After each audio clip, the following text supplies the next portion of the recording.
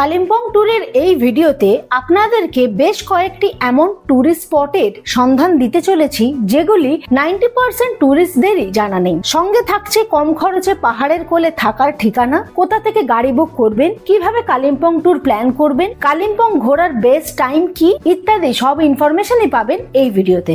নমস্কার, আমি রুমা, আপনারা দেখছেন হলিডে স্টোরি এই চ্যানেলটি। এইবারে কালিম্পং ট্যুরে আমরা 3 নাইটস এ ট্যুর প্ল্যান করেছিলাম। শিয়ালদা থেকে 12343 দার্জিলিং মেলে করে এনজেপি স্টেশনে পৌঁছেছিলাম। যেহেতু বাসে করে কালিম্পং যাব বলে ঠিক করেছিলাম, তাই এনজেপি স্টেশন থেকে 30 টাকা শেয়ার গাড়িতে করে পৌঁছে গিয়েছিলাম তেনজিং নোরগে বাস স্ট্যান্ডে বা শিলিগুড়ি বাস স্ট্যান্ডে দিয়ে দিলাম। তারপর লোকাল বাসে করে 130 টাকার মধ্যেই আমরা পৌঁছে গিয়েছিলাম কালিম্পং এ। এরপর 40 টাকা শেয়ার কারে করে কালিম্পং বাস স্ট্যান্ড থেকে 10 মিনিটের মধ্যেই পৌঁছে গেলাম আমাদের হোটেলে। হোটেলে পৌঁছে দুপুরবেলা লাঞ্চ করে কিছুটা রেস্ট নিয়ে নিলাম। তারপর বিকেল বেলা বেরিয়ে পড়লাম চারপাশটা ঘুরে দেখার ও লোকাল খাবার দাবার খাওয়ার জন্য। কালিম্পং বাস স্ট্যান্ডে পৌঁছেই প্রথমে আমরা নেক্সট দিনের লোকাল টুরিস্ট স্পট গুলি দেখার জন্য একটি ছোট গাড়ি ঠিক করে ফেললাম। তো এই যে ট্যাক্সিগুলো দাঁড়িয়ে আছে কালিম্পং এ, এরাই লোকাল যে সাইট সিন গুলো স্পট গুলো আছে সেগুলো সব ঘুরিয়ে দেখায়। আর কালিম্পং এ লোকাল সাইট সিন করতে মোটামুটি 1500 থেকে 2000 টাকার মতো লাগছে। কালিম্পং বাস স্ট্যান্ড থেকে বহু জায়গায় যাওয়ার গাড়ি পাওয়া যায়। কালিম্পং বাস স্ট্যান্ড নিয়ে আমার একটি ফুল ডিটেল ভিডিও আছে, চাইলে দেখতে পারেন। তারপরে বেশ কিছু লোকাল দোকান থেকে ইভিনিং স্ন্যাক্স খেয়ে হোটেলে ফিরলাম এবং রাত্রেবেলা হোটেল থেকে অর্ডার করে খাবার খেয়ে ঘুমিয়ে পড়লাম।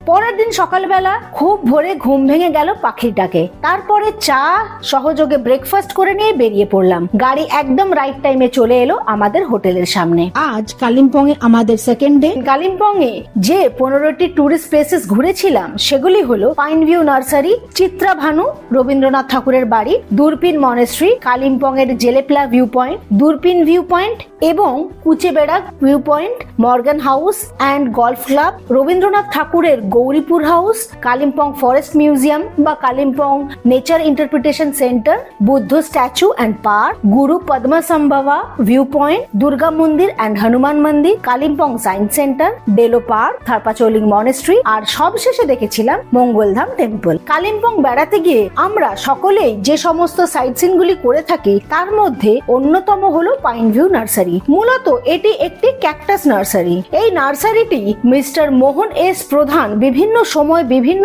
জায়গা থেকে এমনকি বিদেশ থেকেও ক্যাকটাস সংগ্রহ করে এই নার্সারিটি গড়ে তুলেছেন। পাইন ভিউ নার্সারিটি 2 একরেরও বেশি জমি নিয়ে তৈরি করা হয়েছে এবং এখানে প্রায় 1500-এরও বেশি প্রজাতির ক্যাকটাস দেখতে পাওয়া যায়। নার্সারিটি এশিয়ার মধ্যে সব থেকে বড় ক্যাকটাস নার্সারি। পাইন ভিউ নার্সারিটি কালিম্পং বাস স্ট্যান্ড থেকে গাড়িতে করে 15-20 মিনিটের মধ্যেই পৌঁছে যাওয়া যায়। এটা কিন্তু প্রত্যেক সানডে বন্ধ থাকে এবং এর সামারের আর উইন্টারের টাইমটাও ডিফারেন্ট। এখানে 20 রুপিস করে এন্ট্রি ফি লাগছে আর 30 রুপিস এক্সট্রা লাগছে গাড়ি পার্কিং এর জন্য। পাইন ভিউ নার্সারির ভেতরে আবার একটা ক্যাফেও আছে, এখানে বসে আপনারা দার্জিলিং টা এনজয় করতে পারবেন। এরপরে পাইন ভিউ নার্সারি থেকে বেরিয়েই দেখে নিলাম চিত্রাভানু ভবনটি। কালিম্পং বেড়াতে গেলে চিত্রাভানু ভবনটি কিন্তু অবশ্যই দেখবেন। এই ভবনটি পাইন ভিউ নার্সারির ঠিক উল্টো দিকেই অবস্থিত। রবীন্দ্রনাথ ঠাকুর জীবিত অবস্থায় এই জায়গাটিতে অনেকবার এসেছিলেন। যদিও বর্তমানে যে বাড়িটি দেখছেন সেই বাড়িটি কবিগুরু মৃত্যুর পর তার ছেলে রথীন্দ্রনাথ ঠাকুর 1943 সালে নির্মাণ করেছিলেন এবং শান্তিনিকেতনে রথীন্দ্রনাথ ঠাকুরের স্টুডিওর নাম অনুসারে এই ভবনের নামকরণ করা হয় চিত্রাভানু। পাইন ভিউ নার্সারির থেকে আমার এই জায়গাটা বেশি ভালো লেগেছে। ওখানে এন্ট্রি ফি দিয়ে ঢুকেছি, পার্কিং দিয়েছি, কিন্তু এই জায়গাটার মতো সুন্দর নির্মল পরিবেশ আমি কোথাও দেখিনি। এত ভালো লাগছে দেখে। এইখানে পুরো খাদ, এখান থেকে হাওয়া আসছে, এই জায়গাটা পুরো ওপেন, এখানে বাড়িটা অপূর্ব অপূর্ব। ঠাকুরের যে বাড়ি চিত্রভানু সেখান থেকে ওই যে পাইন ভিউ নার্সারিটা দেখা যাচ্ছে। আমরা এই গাড়িটাতে করে ঘুরছি। আজকে আমরা কালিম্পং এর লোকাল সাইট সিন এটাতে করেই করবো। আমরা 3 জন, সেই জন্য বড় গাড়ির প্রয়োজন নেই। এরকম একটা সিটার নিচে, এটাতে কিন্তু 4 জন অনায়াসে আসা যাবে, সামনে একজন পিছনে 3 জন। Durpin monastery Kalimpong bus stand থেকে মাত্র 5 কিলোমিটার দূরে অবস্থিত। পশ্চিমবঙ্গে যে সমস্ত মনাস্ট্রিগুলি আছে তার মধ্যে অন্যতম বৃহত্তম মনাস্ট্রি হলো এই দূরপিন মনাস্ট্রি। এখান থেকে কাঞ্চনজঙ্ঘা এবং তিস্তা নদীর একটি দারুণ ভিউ পাওয়া যায়। দূরপিন মনাস্ট্রি বা জংডং পার্লে মনাস্ট্রির বিশেষত হলো একসময় দালাই লামা এই মনাস্ট্রিতে বেশ কিছুদিন সময় কাটিয়েছিলেন। মনাস্ট্রিটি সকাল 9টা থেকে বিকেল 5টা পর্যন্ত খোলা থাকে। তার আগে একটা জিনিস দেখায়, মেঘগুলো আসছে, পুরো চারদিক ধোঁয়া ধোঁয়া হয়ে গেছে। জেলেপলা ভিউ পয়েন্টটি আমরা দূরবীন মনেস্ট্রি দেখার পরে গিয়েছিলাম। এই ভিউ পয়েন্টটি দূরবীন মনেস্ট্রি এবং আর্মি গলফ কোর্সের মাঝামাঝি জায়গায় অবস্থিত। ভারতীয় সেনাবাহিনী দ্বারা এই জায়গাটি নির্মাণ করা হয়েছিল। একসময় এই জায়গাটি তিব্বতের সাথে ভারতের একটি বাণিজ্য রুট ছিল এবং সব থেকে মজার ব্যাপার হলো এইখান থেকে তিস্তা, রিয়াং এবং রেলি নদীর সঙ্গম দেখতে পাওয়া যায়। অনেকের কাছে জেলেপলা ভিউ পয়েন্টটি ওল্ড সিল্ক রুট নামেও পরিচিত। জেলেপলা ভিউ পয়েন্ট দেখার পরে আমরা চলে গেলাম আরো দুটি স্পট দেখতে। একটি দূরবীনধারা ভিউ পয়েন্ট আর অন্যটি হলো কুচেরা ভিউ পয়েন্ট। দূরবীন মনেস্ট্রি থেকে খুব কাছে দূরবীনধারা ভিউ পয়েন্টটি অবস্থিত। দূরবীনধারা ভিউ পয়েন্টটি কালিম্পং এর দ্বিতীয় সর্বোচ্চ স্থান। নেপালি ভাষায় দূরবীন অর্থাৎ দূরবীন এবং ধারা শব্দের অর্থ হলো পাহাড়। এই দুটি শব্দ মিলিয়ে তৈরি হয়েছে দূরবীন ধারা কথাটি। দূরবীন ধারা ভিউ পয়েন্টটি দেখার পরে ঠিক তার উল্টো দিকের পাহাড়ের গা বেয়ে একটি রাস্তা নিচের দিকে চলে গেছে। সেই রাস্তা বরাবর চলে গেলেই একদম পাহাড়ের খাদের কাছে পৌঁছে গেলেই আর একটা ভিউ পয়েন্টে পৌঁছে যাবেন। এটাই হচ্ছে কুচেরা ভিউ পয়েন্ট। এইখান থেকেও উল্টো দিকের পাহাড়ের ভ্যালি এবং নদীর দৃশ্য একেবারে ছবির মতো সুন্দর দেখতে লাগে। और ये जगह का नाम है कुचेडाड़ा व्यू पॉइंट। यहाँ से आपको मतलब पूरा दार्जिलिंग जो है ना, पूरा दार्जिलिंग दिखाई देता है। दार्जिलिंग का सिटोंग, लाटपंजार, बड़ा मंगमाया, छोटा मंगमाया, जो टाइगर हिल, आपको ये पेसोक, लप्चू सब दिखाई देता है। ये टिस्टा रिवर्स दिखाई देता है। रास्ता में जो सिलगढ़ी का गाड़ी आना जाना सब दिखाई देता है। ये बहुत बढ़िया जगह है ये। দূরবীন ধারা ভিউ পয়েন্ট দেখার পরে চললাম কালিম্পং এর বিখ্যাত একটি বাড়ি দেখতে। নাম হলো মর্গান হাউস। বর্তমানে এই বাড়িটির ভেতরে নর্মাল ভিজিটরদের ঢুকতে দেওয়া হয় না। 1930 দশকে মিস্টার জর্জ মর্গান এই প্রাসাদোপম স্টেটটি নির্মাণ করেছিলেন। এখান থেকে অপূর্ব কাঞ্চনজঙ্ঘার দৃশ্য দেখতে পাওয়া যায়। ভাই ভাই রাস্তা থেকে ভূত দেখা যাচ্ছে ভাই, মর্গান হাউস ভাই। এখানে সকালবেলা ঝিঝি পোকা ডাকছে, কিছু ভূত ফুত কিচ্ছু ব্যাপার আমি জানি না। এটা একটা পুরোপুরি রুমার্স, এখানে থাকাও যায়। আর এর ভেতরে খুব ভালো একটা রেস্টুরেন্ট আছে, বাট আমরা যারা নর্মাল ভিজিটার্স যারা তারা অ্যালাউ করে না। অনলি আপনি যদি এখানে এসে থাকেন তাহলে ভেতরে ঢুকতে পারবেন। আর এই মর্গান হাউসের উল্টো দিকেই রয়েছে গলফ কোর্সটিও। পাহাড়ের একটি সমতল অংশে তৈরি করা হয়েছে এবং ইংরেজ আমল থেকেই এই গলফ কোর্সটি রয়েছে। তবে এই গলফ কোর্সের মধ্যেও সাধারণ টুরিস্টদেরকে ঢোকার অনুমতি দেওয়া হয় না। মর্গান হাউস দেখার পরে আমরা এবার চললাম আরেকটি বিশিষ্ট হেরিটেজ প্লেস দেখতে। কালিম্পং শহরের আপারকাট রোডের ওপরে এই গৌরীপুর ভবনটি অবস্থিত। 1938 সালের এপ্রিল মাসে 78 বছর বয়সে রবীন্দ্রনাথ ঠাকুর প্রথমবার কালিম্পং এ এসেছিলেন আর থেকেছিলেন এই গৌরীপুর ভবনেই। এরপর 1940 সালে 20 সেপ্টেম্বর কবিগুরু আবার কালিম্পং এসেছিলেন, তখনও কিন্তু এই গৌরীপুর ভবনেই ছিলেন। 2018 সালে ওয়েস্ট বেঙ্গল হেরিটেজ কমিশন গৌরীপুর ভবনকে হেরিটেজ প্লেস হিসাবে ডিক্লেয়ার করেছে এবং বর্তমানে ওয়েস্ট বেঙ্গল গভর্নমেন্টের তত্ত্বাবধানে এই বাড়িটিতে রেনোভেশনের কাজ চলছে। খুব শীঘ্রই এইটি সাধারণের জন্য খুলে দেওয়া হবে। এখানে যে বড় বড় গাছগুলো দেখছেন, এইটা এটা আর এইটা, এগুলো কিন্তু কবিগুরু রবীন্দ্রনাথ ঠাকুরের নিজে হাতে বসানো গাছ। এখন আমরা চলে এসেছি কালিম্পং এর ফরেস্ট মিউজিয়াম বা কালিম্পং নেচার ইন্টারপ্রিটেশন সেন্টার দেখতে। ওই যে ওখানে আমাদের গাড়ি, ওখান থেকে হেঁটে উপরে উঠে আসতে হয়। কালিম্পং এর ফরেস্ট মিউজিয়ামটি সকাল 10টা থেকে বেলা 4টে অবধি খোলা থাকে এবং বৃহস্পতিবার দিন বন্ধ থাকে। ফরেস্ট মিউজিয়ামে ঢোকার জন্য এন্ট্রি ফি লাগে 5 টাকা করে পার হেড। এই ফরেস্ট মিউজিয়ামটি রিংকিনপং রোডের উপরে অবস্থিত এবং কালিম্পং বাস স্ট্যান্ড থেকে মাত্র 1 কিলোমিটার দূরে রয়েছে। কালিম্পং এর লোকাল সাইট সিনে যে সমস্ত দ্রষ্টব্য স্থানগুলি আছে তার মধ্যে এটি অন্যতম। এই নেচার ইন্টারপ্রিটেশন সেন্টারটি তৈরি হয়েছে 1900 শতকে এবং এটি কালিম্পং এর ফরেস্ট ডিপার্টমেন্টের তরফ থেকেই মেইনটেনেন্স করা হয়। কালিম্পং এর ফরেস্ট মিউজিয়ামের মধ্যে কালিম্পং অঞ্চল ও তার আশেপাশের বিভিন্ন উদ্ভিদ, প্রাণী ইত্যাদি নানা জিনিসের এক আশ্চর্য সম্ভার আছে। কালিম্পং এর ফরেস্ট মিউজিয়াম দেখার পরে আমরা চলে গেলাম রাস্তার ধারেই অবস্থিত একটি বৌদ্ধ স্ট্যাচু অ্যান্ড পার্ক দেখতে। কালিম্পং এর ডাউহিল যাওয়ার রাস্তাতেই এই বুদ্ধ পার্কটি পড়ে। এই পার্কের মধ্যে একটি বিশাল বড় ভগবান বুদ্ধের মূর্তি আছে এবং পার্কটি ছোট জায়গার মধ্যে খুব সুন্দর করে সাজানো। পার্কের মধ্যে হাঁটা, বিশ্রাম নেওয়া ইত্যাদির ব্যবস্থা আছে এবং পাহাড়ের গায়েই এই বুদ্ধ স্ট্যাচু এবং পার্ক অবস্থিত বলে এখান থেকে খুব সুন্দর ভিউ দেখতে পাওয়া যায়। এরপরে আমরা চলে এলাম গুরু পদ্মসম্ভবা ভিউ পয়েন্ট দেখতে। এই ভিউ পয়েন্টটিতে ঢুকতে হলে প্রথমে কিছুটা সিঁড়ি দিয়ে উপর দিকে উঠে যেতে হবে। সেখান থেকে প্রথমে গুরু পদ্মসম্ভবার একটি স্ট্যাচু দেখতে পাবেন এবং স্ট্যাচুর পেছনেই আছে একটি বৌদ্ধ মনাস্ট্রি। আর গুরু পদ্মসম্ভবার পাশে একটি ছোট ওয়াচ টাওয়ার আছে। সেখানে উঠলে আকাশ যদি পরিষ্কার থাকে তাহলে খুব খুব ভালোভাবে কাঞ্চনজঙ্ঘা দেখতে পাওয়া যায়। সানরাইজ টু সানসেট এই পুরো সময়টি এই পদ্মাসাম্বাবা ভিউ পয়েন্টটি খোলা থাকে। কালিম্পং সাইট সিনের খুবই রিনাউন একটি জায়গা হলো দুর্গা মন্দির ও হনুমান মন্দির। কালিম্পং বাস স্ট্যান্ড থেকে হনুমান টেম্পলটি প্রায় 8 কিলোমিটার দূরে অবস্থিত এবং কালিম্পং এর ডেলো পার্ক যাওয়ার পথেই এই হনুমান মন্দিরটি ও দুর্গা মন্দিরটি পড়ে। এই দুটি মন্দিরই একই জায়গায় রাস্তার ধারেই অবস্থিত। গাড়ি থেকে নেমে সিঁড়ি দিয়ে কিছুটা উঠলে দুর্গা মন্দিরটি ও হনুমান মন্দিরটি দেখতে পাবেন। আমরা প্রথমে মা দুর্গার মন্দিরটি দর্শন করলাম। এখানে আরো বেশ কয়েকটি বিগ্রহ আছে।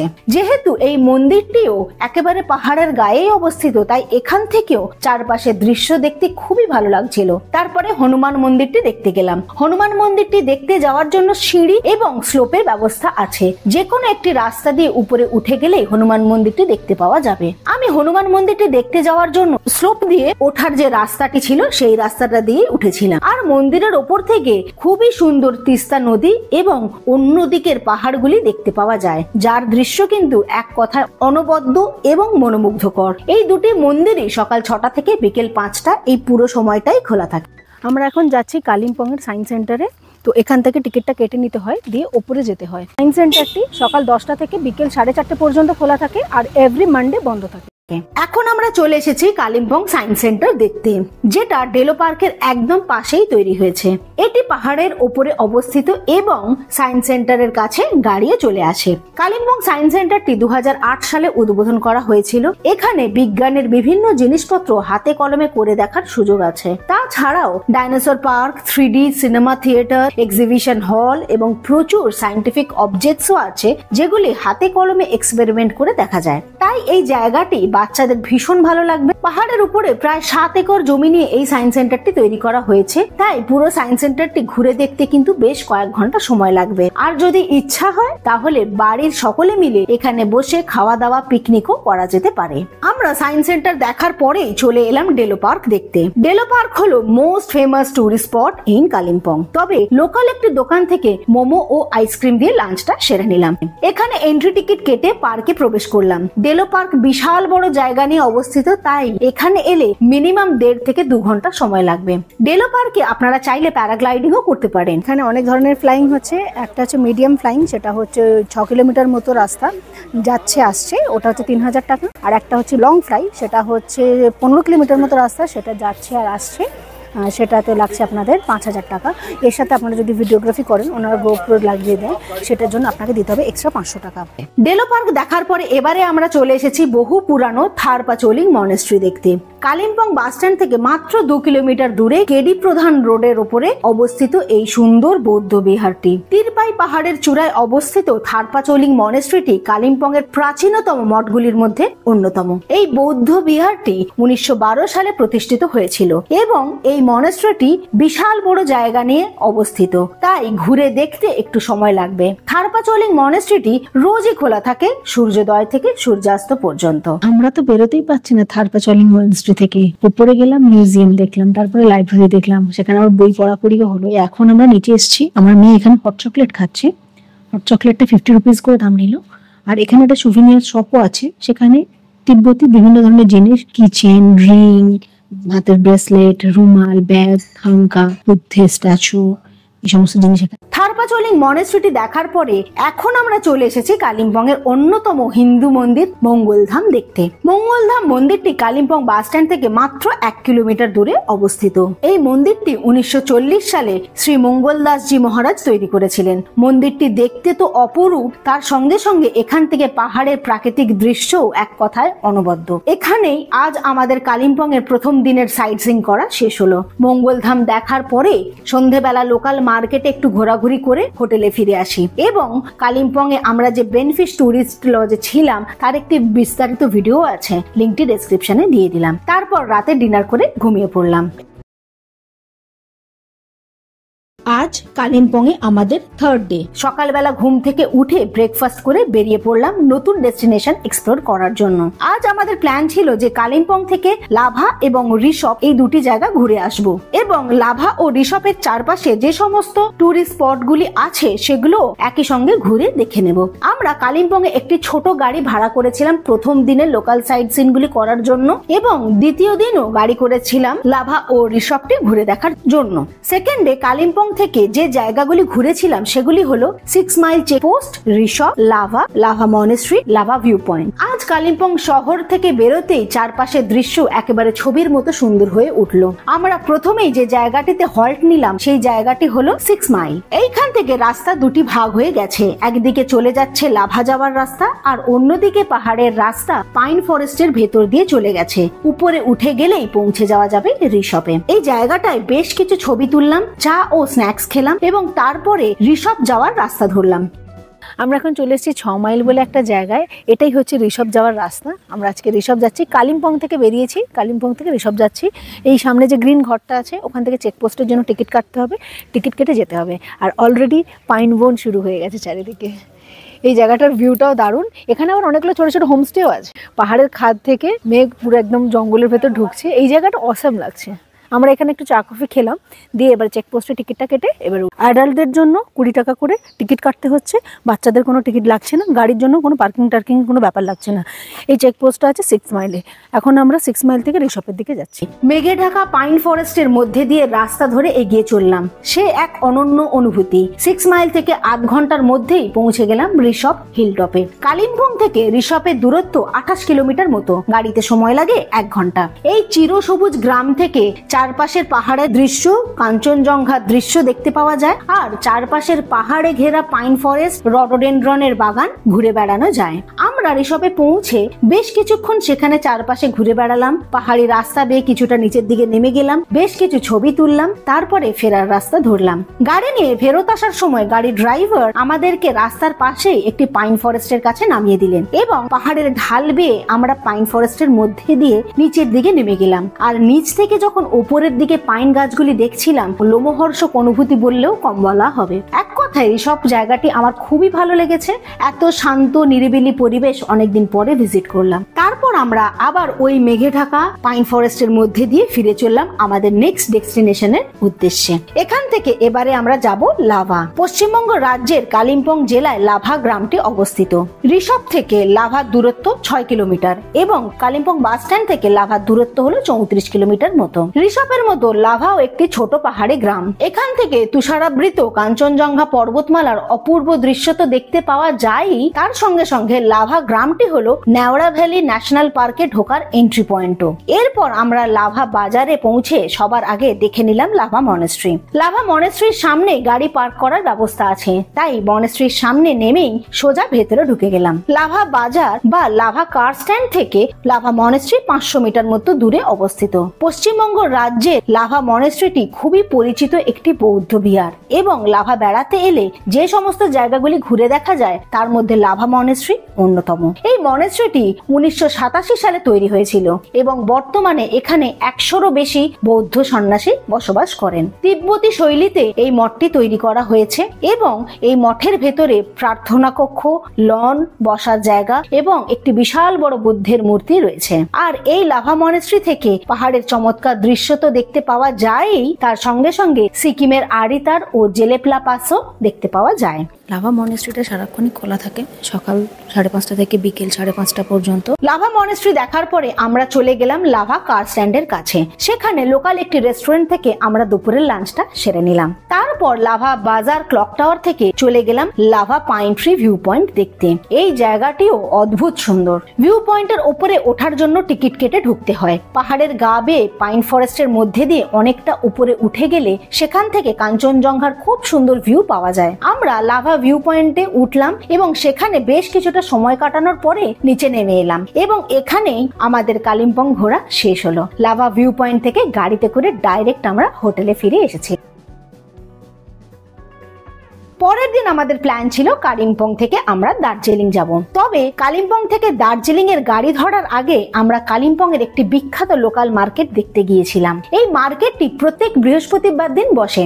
এটিকে কালিম্পং এর বিবারে হাটও বলে। কালিম্পং বাস স্ট্যান্ডের কাছে এই বিবারে হাটটি বসে। কালিম্পং এর লোকাল খাবার দাবার, জিনিসপত্র, শাকসবজি, ফুল, ফল ইত্যাদি সমস্ত কিছুই এই হাটে পাওয়া যায়। আর যেহেতু লোকাল মানুষজনই এই হাটে আসে, তাই এই হাটটি সকাল থেকেই খুলে যায়। কালিম্পং এর লোকাল ফুড খেতে চাইলে বিবারে হাট হচ্ছে must visited place in Kalimpong. বিবারে হাটের ফুল ভিডিওর লিংকটি ডেসক্রিপশনে দিয়ে দিলাম, দেখে জানাবেন কেমন লাগলো। তারপর আমরা কালিম্পং বাস স্ট্যান্ডে ফিরে এসে সেখান থেকে দার্জিলিং যাওয়ার জন্য শেয়ার কার ধরলাম। আপনারা যদি শিলিগুড়ি অথবা এনজেপি পৌঁছাতে চান তাহলে এই কালিম্পং বাস স্ট্যান্ড থেকেই গাড়ি পেয়ে যাবেন। এখানে আমাদের 3 রাতের কালিম্পং ট্যুর শেষ হলো। ভিডিওটি এখনো পর্যন্ত দেখার জন্য অনেক ধন্যবাদ এবং ভিডিওটি ভালো লাগলে একটি লাইক ও কমেন্টের মাধ্যমে আমাকে অ্যাপ্রিশিয়েট করতে পারেন। প্রসঙ্গত বলে রাখি, দার্জিলিং সম্পর্কে জানতে চাইলে আমার চ্যানেলে দার্জিলিং এর প্লেলিস্টে ভিজিট করতে পারেন। সেখানে দার্জিলিং সম্পর্কে প্রচুর ভিডিও রয়েছে। আশা করছি এইগুলি আপনাদের ভালো লাগবে। থ্যাঙ্কস ফর ওয়াচিং, ভালো থাকবেন।